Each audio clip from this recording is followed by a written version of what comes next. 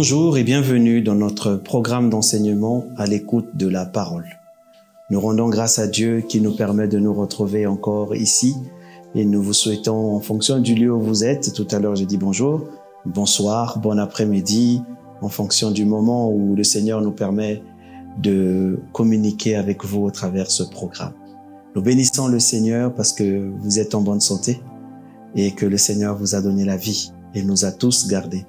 Nous allons rendre grâce à Dieu. Tendre Père, merci pour ce temps de partage de la parole. Envoie ta parole qu'elle nous fasse du bien. Fais-nous connaître ta personne. Fais-nous connaître ton caractère. Fais-nous connaître qui tu es afin de mieux fonctionner, de mieux vivre, de mieux prier, Père éternel, et de mieux agir sur cette terre où tu nous as envoyés. Nous voulons faire ta volonté dans le nom de Jésus. Amen.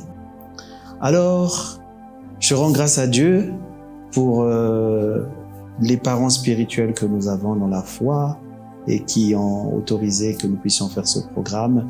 Je rends grâce à Dieu pour les pasteurs et les leaders de vos églises aussi, parce qu'ensemble nous faisons ce même travail, celui de bâtir des vies pour la gloire de Jésus-Christ par la puissance du Saint-Esprit.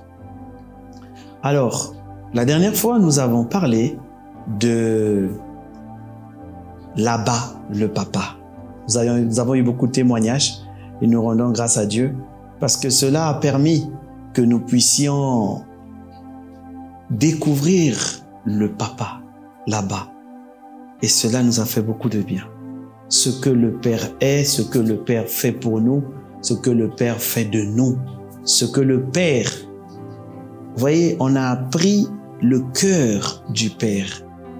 Et que nous, le Seigneur a dit, aussi mauvais que vous êtes, vous savez donner de bonnes choses à vos enfants, à combien plus forte raison le Père donnera-t-il de bonnes choses à ceux qui lui demandent le Saint-Esprit. Donc, le Père, nous avons vu combien il nous donne avant même de nous pardonner. Il nous donne avant même de nous pardonner. Il est bon, comme on le disait, d'avoir une vraie et une bonne, une juste image de Dieu. Il y a quelques semaines, j'intervenais dans une église où je partageais sur l'importance de ce qu'on appelle les croyances justes. Parce que quand une croyance qui bâtit notre foi n'est pas juste, elle nous défocalise totalement. Parce que notre foi va être bâtie sur quelque chose de pas juste. Alors aujourd'hui, nous allons avancer toujours dans connaître Dieu. Nous avons vu que c'est en ce moment le thème que nous partageons dans notre programme à l'écoute de la parole. Nous voulons connaître Dieu parce que Dieu a dit que la vie éternelle, c'est de le connaître dans Jean 3, 17. Et nous voulons faire ce pas de le connaître. Alors, nous avons parlé de beaucoup de choses. Nous avons parlé de la méditation, de la prière. Mais à partir de maintenant, sur les peut-être 5 ou 6 sessions qui vont arriver, nous allons parler des voies par excellence pour connaître Dieu. Oui, il y a des voies par excellence. Ces voies par excellence sont celles que le Seigneur nous a données. Alors, nous allons voir la première voie par excellence. La première voie par excellence. La Bible nous dit et nous parle dans le livre de Matthieu 11, au verset 26. « Oui, Père, je te loue de ce que tu as voulu ainsi. » C'est Jésus qui parle. « Tu l'as voulu ainsi. Toutes choses m'ont été données par mon Père. Et le Père et personne ne connaît le Fils si ce n'est le Père. Personne non plus ne connaît le Père si ce n'est le Fils et celui à qui le Fils veut le révéler. » Cela veut dire quoi?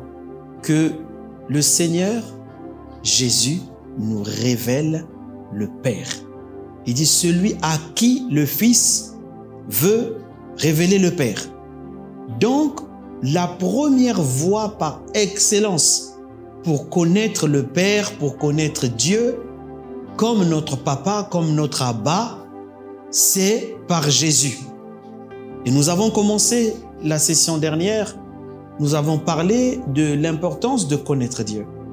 Nous avons parlé de ce que ça fait. Parce que lorsque nous connaissons Dieu, par exemple, comme Père, toute forme d'inquiétude est balayée dans notre vie. Toute forme de doute est balayée. Ça bâtit notre foi. Ça construit notre foi. L'importance de voir notre Dieu comme papa. Et on l'a dit dernièrement, car Jésus a porté le péché, il a appelé le Père Dieu, afin que quand le Père s'est retourné, il tombe sur toi et sur moi. Parce que Dieu te voit.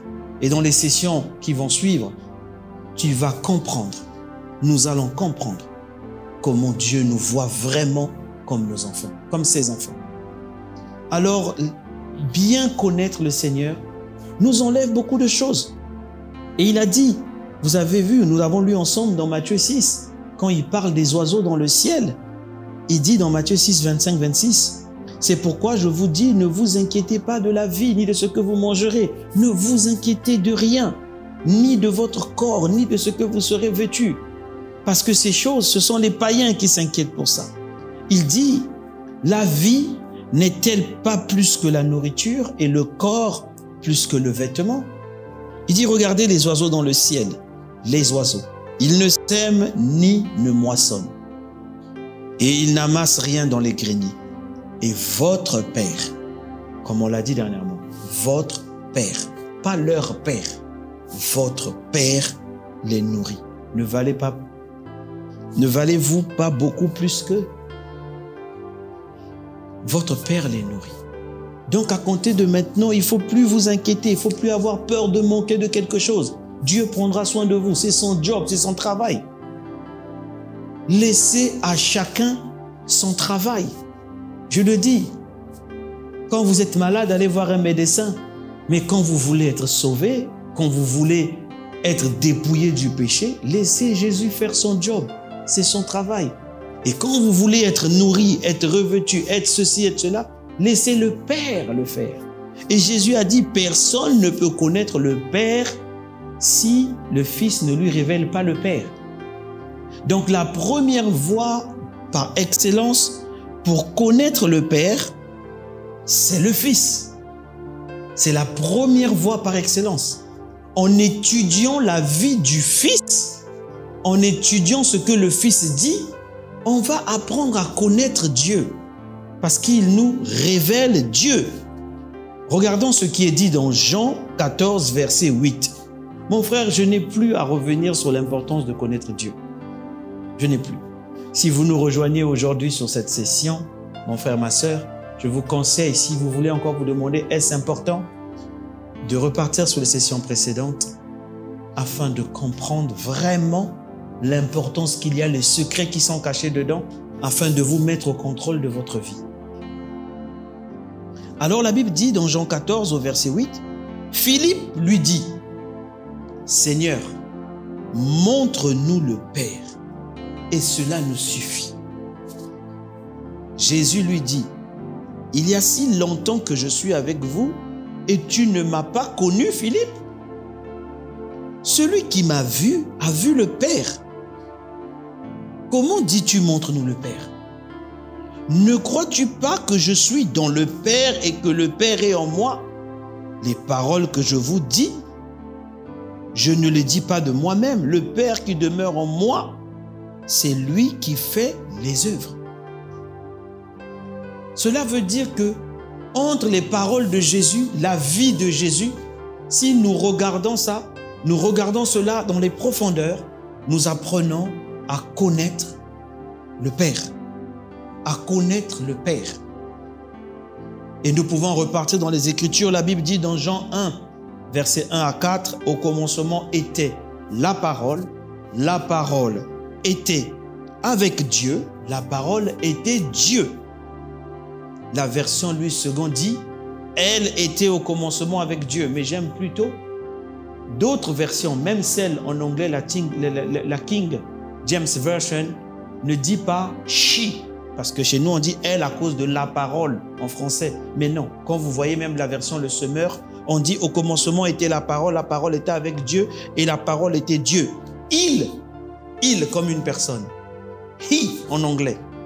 Il était au commencement avec Dieu. Il vous montre que cette parole-là, c'est un homme. Il était au commencement avec Dieu et toutes choses ont été faites par lui.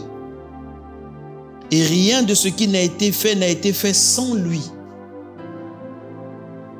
En lui était la vie et la vie était la lumière des hommes.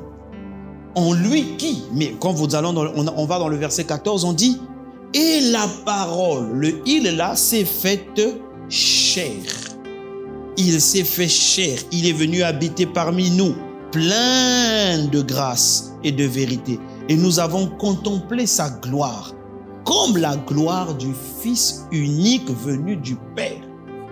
Dans le « comme » là, ce n'est pas le « comme » de la ressemblance, du genre ce livre comme ce livre-ci, non. C'est le « comme » en tant que, « has » en anglais. Donc il dit, on a contemplé une gloire, celle-là même du Fils unique venu du Père. Celle-là même du Fils unique venu du Père.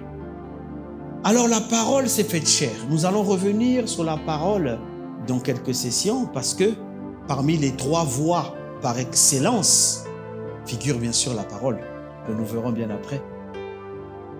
Alors nous reviendrons, mais nous allons aborder une notion de la parole. Le mot parole en hébreu, c'est le mot dabar. Dabar nécessite ou veut dire en hébreu quelque chose qui sort de quelque part. Je peux mettre ma Bible devant vous et si je parle, je vous dis bonjour mon frère, bonjour ma sœur, vous n'allez pas dire que la Bible parle. Vous allez dire on entend une voix qui sort de derrière la Bible.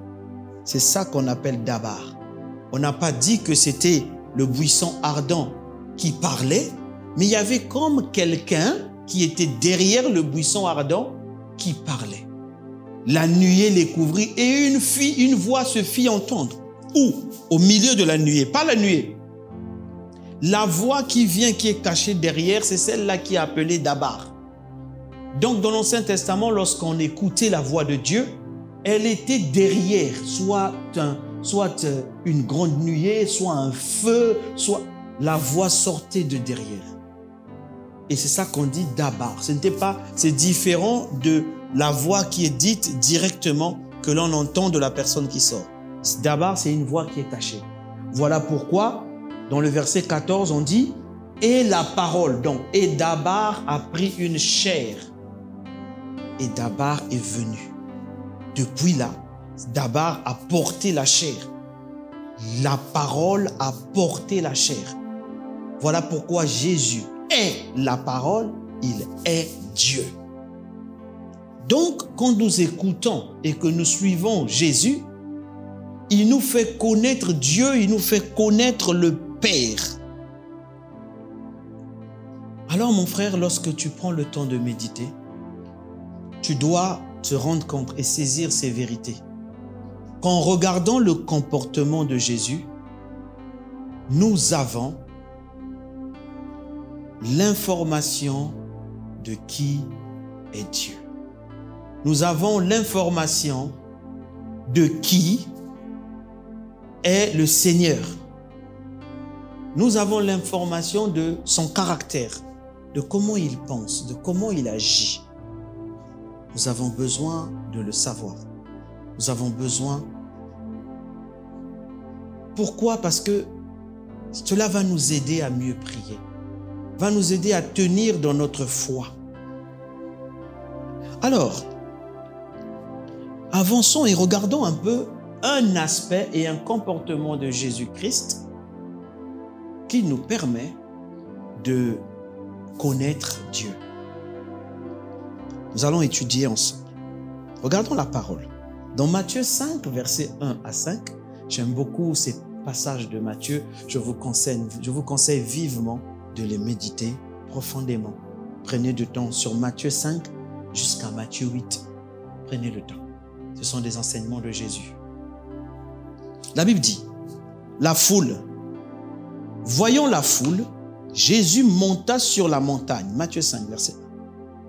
Et après qu'il se fut assis, ses disciples s'approchèrent de lui. Ayant ouvert la bouche, il les enseigna. Et il dit, heureux les pauvres en esprit, car le royaume des cieux est à eux. Heureux les affligés, car ils seront consolés.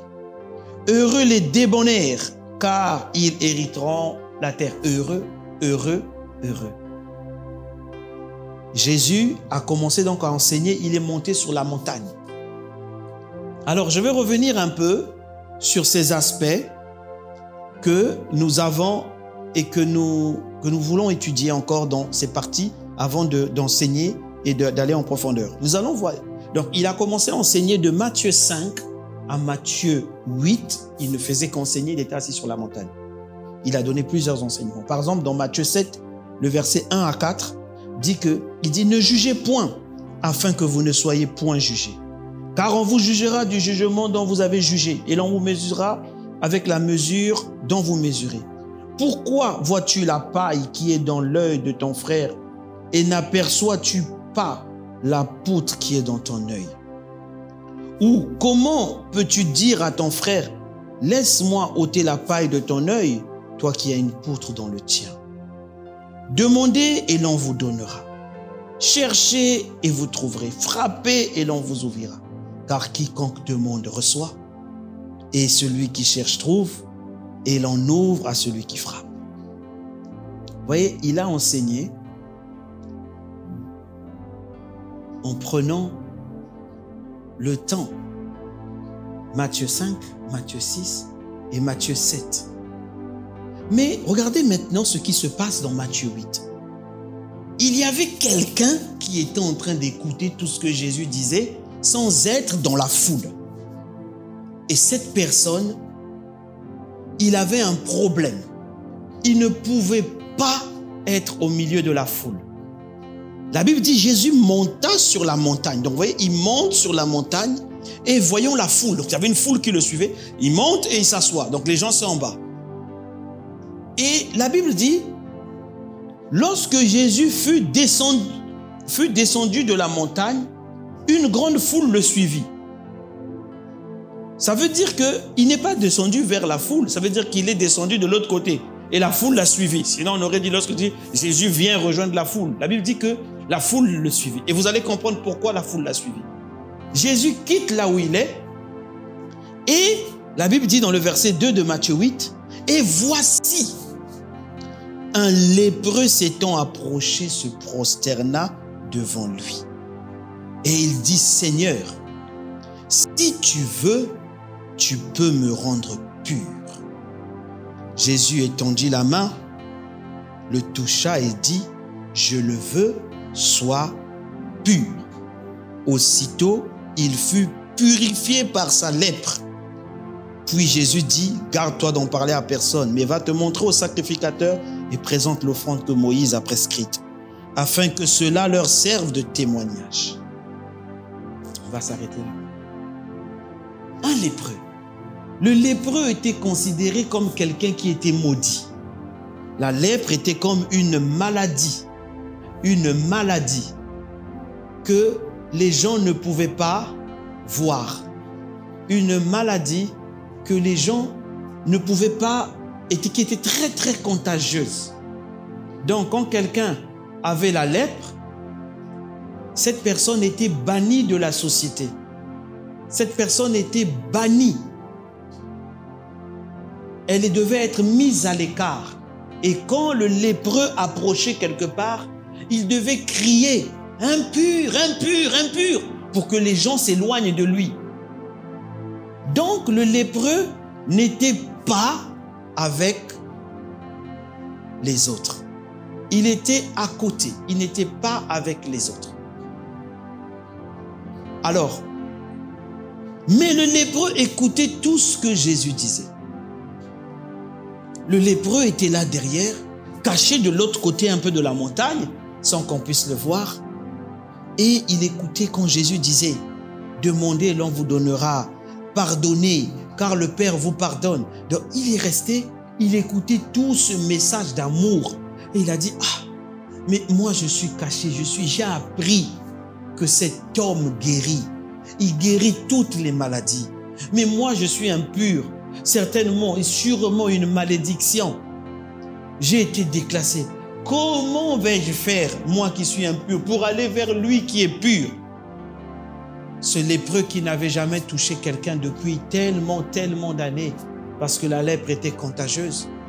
Le voilà, caché. Il devait se dire, Seigneur, est-ce que tu m'écoutes? Ah, si seulement je peux croiser le regard de cet homme, croiser le chemin. Et là, vous voyez Jésus assis sur la montagne, fini de prêcher. Qu'est-ce qui fait que Jésus prenne ce chemin? La Bible dit, lorsqu'il fut dans la montagne, une grande foule le suivit et voici un lépreux. Donc, dans le chemin qu'il prend, il prend le chemin où il doit, pas il va, il doit rencontrer le lépreux. Conduit par l'Esprit, Jésus sait qu'il y a quelqu'un qui est là, qui est en train d'écouter et qui sait et qui a écouté que Dieu l'aime et que Dieu est son Père, qui a écouté que les oiseaux du ciel sont nourris et que lui, il est là, il souffre. Qu'est-ce qui pousse Jésus? Qu'est-ce qui pousse Jésus à aller vers cet homme? Impur, ce qui veut dire dans le péché, dans la saleté, rejeté par tout le monde. Comme toi, mon frère, comme toi, ma sœur. Tu te dis, est-ce que Dieu m'écoute? Est-ce que Dieu m'entend toujours? Est-ce que Dieu m'entend toujours? Et tu te dis, non, je crois que c'est foutu pour moi, c'est fini. Rejeté même, dans certains endroits, rejeté même par ton église. Et tu es là, tu es perdu. Je viens te dire que ce qui a poussé Jésus à prendre ce chemin s'appelle l'amour du Père. L'amour du Père. Il savait qu'il y avait quelqu'un qui était là. Il savait qu'il y avait quelqu'un qui était là, qui écoutait les paroles. Quelqu'un qui a dit, mais si des oiseaux peuvent être nourris, alors combien j'ai quand même de l'importance. Quelqu'un qui écoutait quand Jésus dit, toujours dans Matthieu, quand il dit que, dans le même Matthieu, je vous ai dit, dans le Matthieu 6, il dit, ne valez-vous pas beaucoup plus que? Ou encore quand il dit, la vie ne vaut pas plus telle que la nourriture. Le gars, il est en train de voir son corps se détruire. Il est en train de se demander, est-ce que j'y arriverai? Et là, soudain, il est là caché derrière son rocher et il lève les yeux. Il voit qui est en train de venir sur sa route. Jésus. Sans personne. Juste les disciples derrière lui. Il est seul, il est en train de venir. Et là, il dit, ça, c'est la réponse. Ça, c'est la réponse que j'attendais. Ça, c'est la réponse que j'attendais. Et là, la Bible dit, il s'avança. Il s'avança calmement. Il dit à Jésus, sachant qu'il était lépreux, sachant qu'il était malade, sachant qu'il avait des péchés, sachant qu'il était impur, sachant, il s'est avancé. La Bible dit, il s'est prosterné. Il a reconnu sa magnificence. Il lui a dit, Seigneur, je sais que si tu le veux, tu peux me rendre pur. Là, il était certainement la tête en bas, ne regardant même pas qui il parlait. Là, il dit, Jésus étendit la main et le toucha.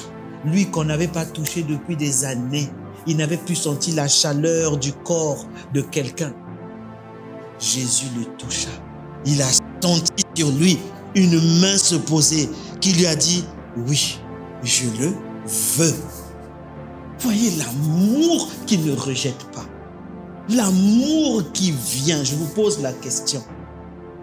Entre ce monsieur qui s'est approché pour se prosterner et Jésus qui est venu en premier. Lui, il a écouté la parole. Et qui sait? C'est poussé par l'Esprit qu'il est venu là à cette montagne pour écouter la parole. Et là, Jésus s'est approché de lui. La Bible dit, approchez-vous de lui, il s'approchera de vous.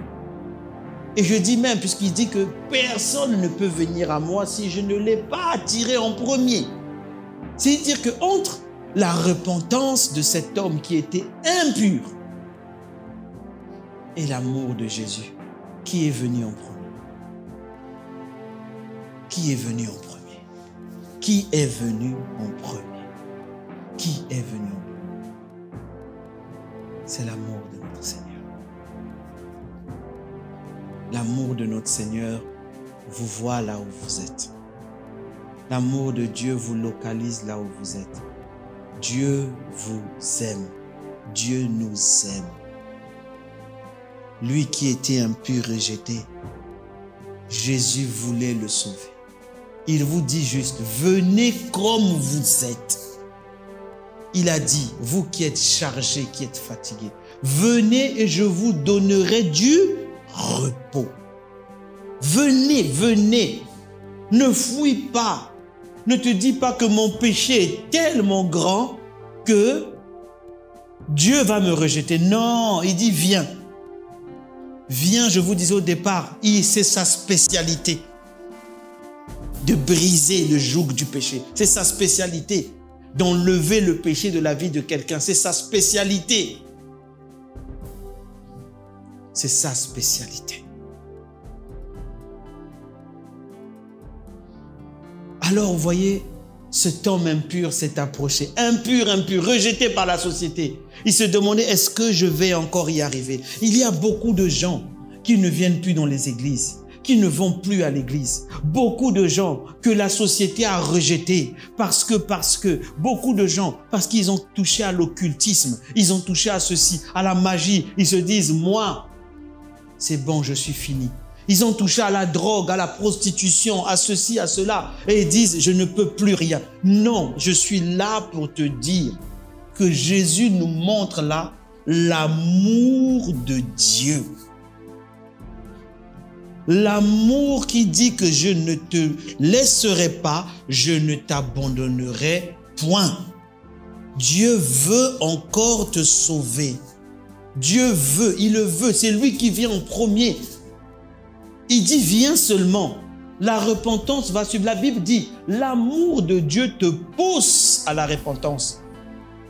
Ne crois pas que l'amour de Dieu va venir dans ton cœur et puis, soudain, tu vas te répondre. Non, c'est Dieu qui vient en premier.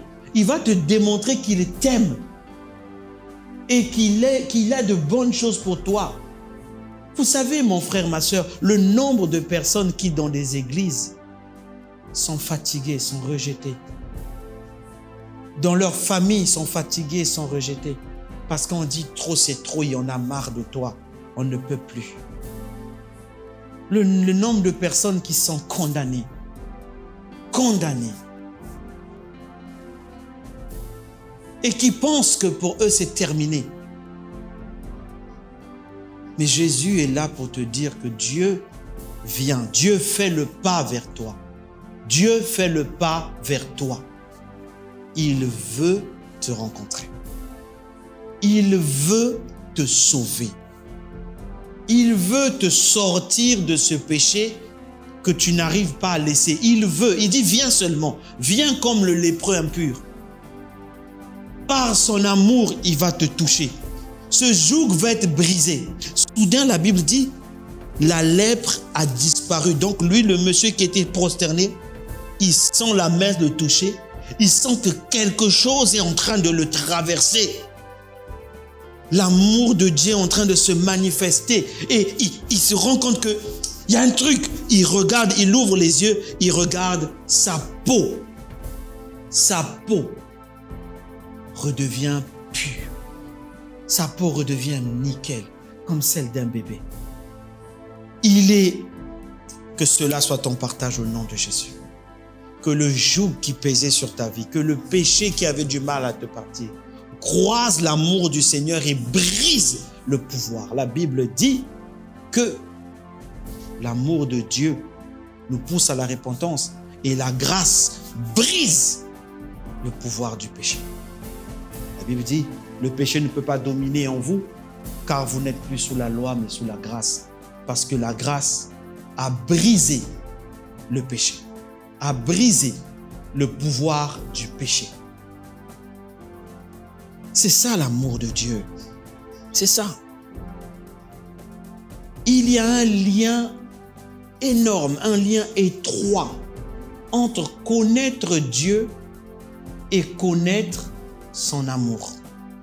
Il y a un lien puissant.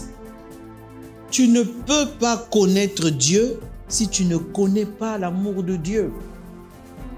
Tu ne peux pas connaître Dieu si tu ne connais pas qui il est. Regardez ce que la Bible dit. 1 Jean 4, versets 7 à 8 nous dit, « Bien-aimés, aimons-nous les uns et les autres, car l'amour est de Dieu. Et quiconque aime est né de Dieu et connaît Dieu. Celui qui n'aime pas n'a pas connu Dieu. » Dieu est amour. Il n'a pas l'amour. Il est amour. Ma prière, c'est que tu découvres le Dieu qui est amour. Que tu le rencontres. Le Dieu qui te dit, je briserai le joug du péché sur ta vie. Le Dieu qui a dit, toute la société t'a rejeté. Même toi-même, tu t'es rejeté toi-même. En disant, c'est bon, je ne peux plus. Lui, il ne t'abandonne pas. S'il t'envoie cette parole aujourd'hui, c'est pour te dire qu'il t'aime. Il t'aime. Et pour toi, il va faire un détour. Pour toi, il va prendre un autre chemin pour venir à ta rencontre. C'est ce qu'il a fait aujourd'hui. C'est ce qu'il fait au travers de ce message. Je prie dans le nom de Jésus que le joug de l'oppression, du rejet qui pesait sur votre cœur, qui pesait sur votre vie, soit brisé. Cette mentalité de croire que votre Père vous a abandonné, qu'elle soit brisée et que le Seigneur prenne toute la gloire lorsqu'il vous demande son amour ce jour. Merci Seigneur. Merci pour ta parole que tu envoies. Merci parce qu'elle brise le joug du péché. Elle brise le joug du rejet. Elle renouvelle notre mentalité. Nous fait connaître le Dieu qui peut faire un détour pour nous par amour. Merci Père. À toi soit la gloire dans le nom puissant de Jésus. Merci. Que Dieu vous bénisse. Mon frère, ma sœur, là où vous êtes, si vous pensez que c'est quelqu'un que vous connaissez a besoin de cette parole, envoyez-lui cette parole. Envoyez-lui cette parole. Quelqu'un qui dit que tout est fini, dites-lui que Jésus est là encore et qu'il a la spécialité de ramener les brebis qui sont perdues également. Que Dieu vous bénisse et nous voyons la session prochaine.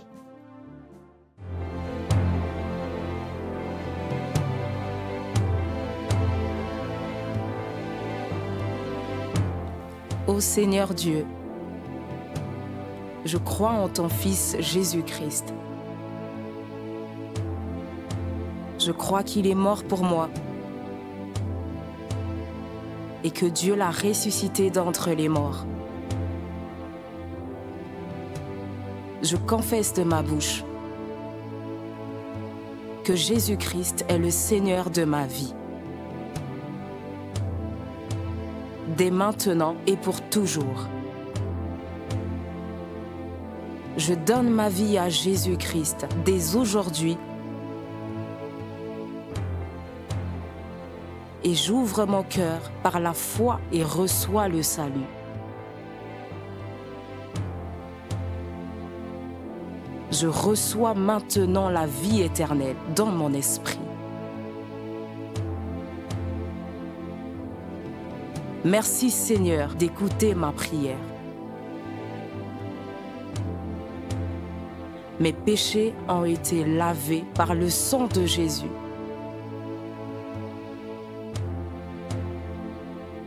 Christ vit maintenant en moi. Et je suis libre. Je suis sauvé. Je suis né de nouveau. Et dès aujourd'hui, je marche en ayant conscience de ma nouvelle vie en Jésus-Christ. Amen.